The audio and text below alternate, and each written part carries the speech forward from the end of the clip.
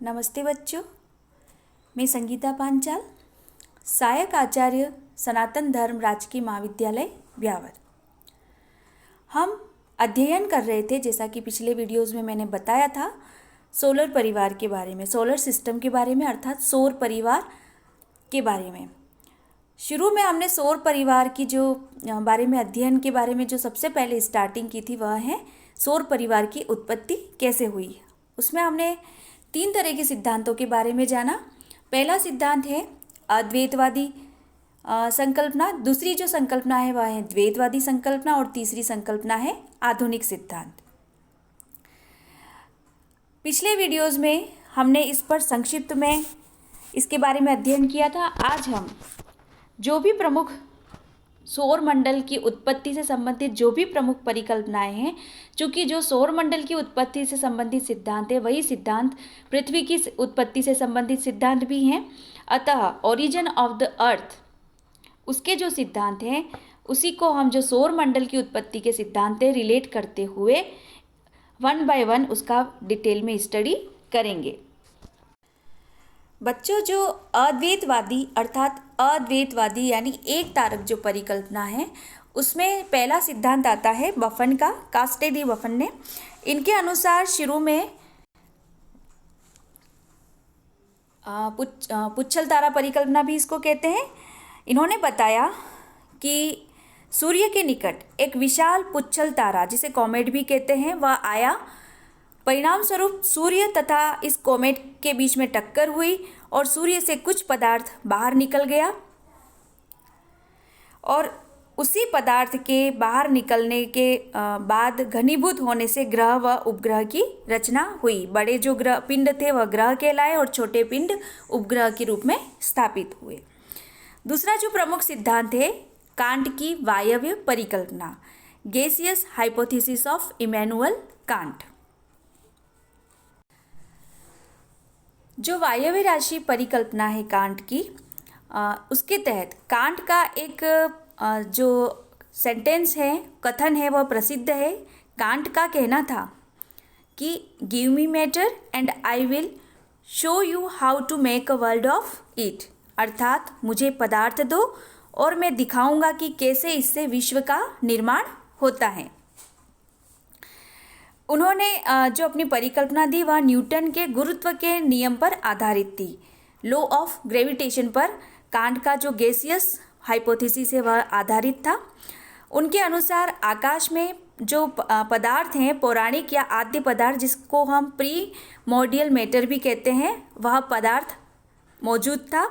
ये कण कठोर थे, शीतल थे तथा गतिहीन थे, किंतु गुरुत्वाकर्षण के कारण इसमें परस्पर ये कण आपस में टकराने लगे गुरुत्वाकर्षण के कारण, जिससे इसमें गति व उष्णता अर्थात गर्मी उत्पन्न होती है, ऊष्मा उत्पन्न होती है।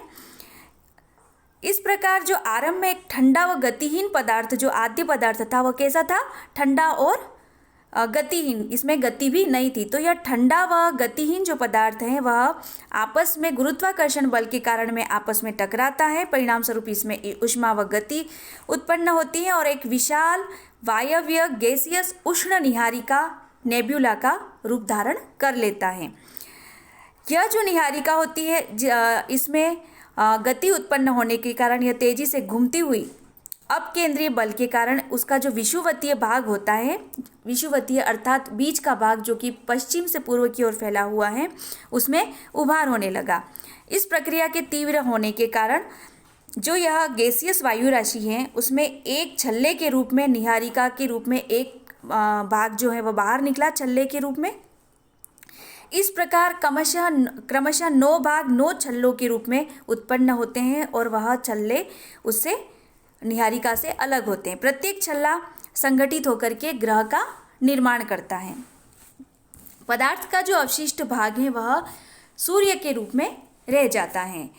इन ग्रहों के घनीभूत होते समय ग्रह में से भी कुछ छल्ले जो होते हैं वह बाहर निकलते हैं और कालांतर में उपग्रह बनते हैं। इस तरह से वर्तमान जो सौर परिवार की उत्पत्ति है वह कांट के अनुसार, इमैनुअल कांट के अनुसार वायव्य राशि परिकल्पना के आधार पर हुई है। दूसरी जो प्रमुख परिकल्पना है वह है लाप्लास की निहारिका परिकल्पना। लाप्लास की जो निहारिका परिकल्पना है उसमें लाप्लास, जो कि एक फ्रांसीसी गणितज्ञ हैं जिनका पूरा नाम है मार्क्विस डी लाप्लास, उन्होंने 1996 में अपना परिकल्पना दी। इनके द्वारा जो लिखित पुस्तक है वह है explosion of the world system.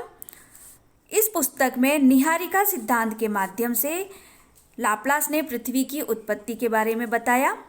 यह जो सिद्धांत है वह अपने तार्किक आकर्षण के कारण आने वाले कुछ समय तक प्रभावी रहा है।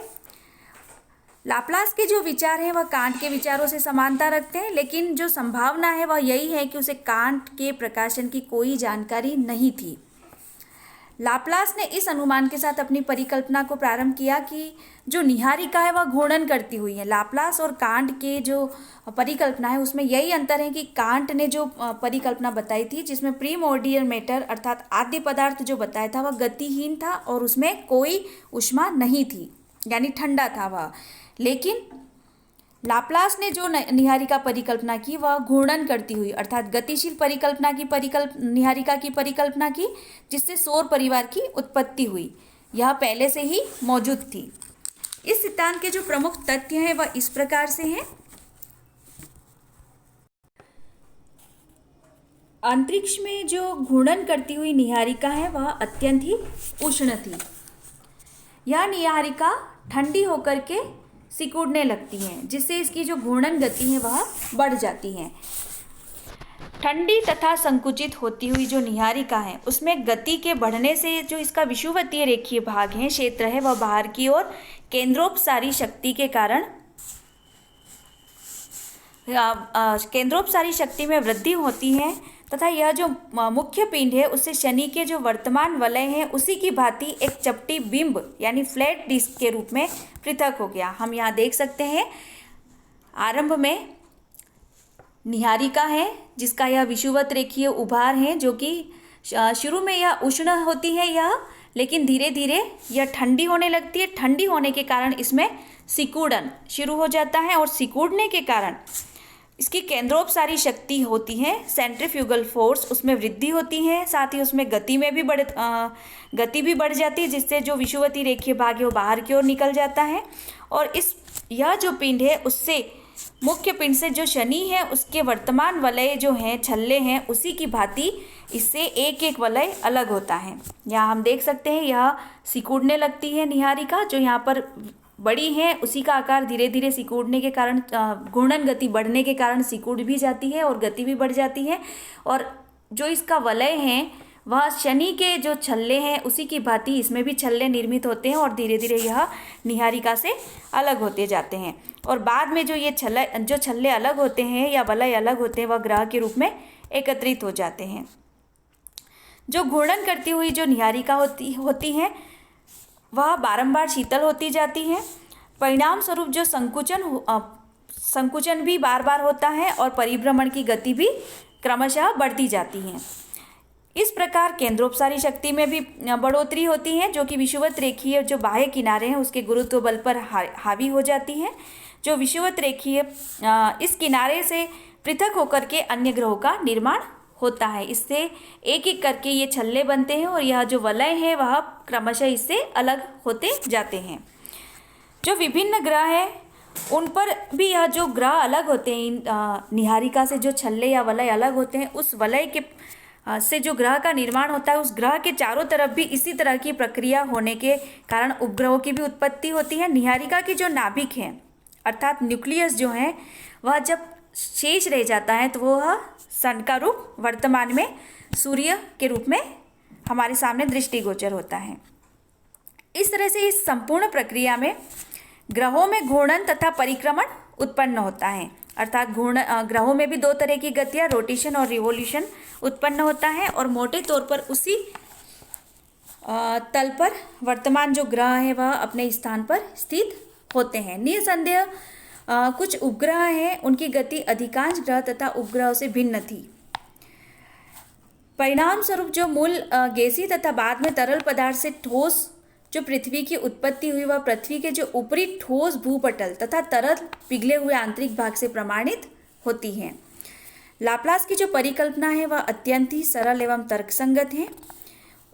इसकी सहायता से कुछ उपग्रह को यदि छोड़ दिया जाए तो सभी ग्रह तथा उपग्रह उनके घूर्णन तथा परिक्रमण की जो दिशा है उनकी समानता की व्याख्या करना भी संभव हो पाता है।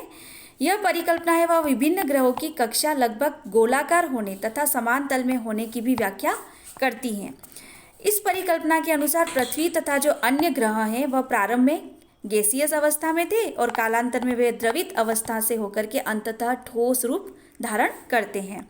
और जो पृथ्वी है उसके आंतरिक भाग में हम जाते हैं भूगर्भ की तरफ तो तापमान में वृद्धि होती जाती है और जो ज्वालामुखी क्रिया है वह इस परिकल्पना का अर्थात लाप्लास की गैसीयस परिकल्पना का समर्थन करती हैं।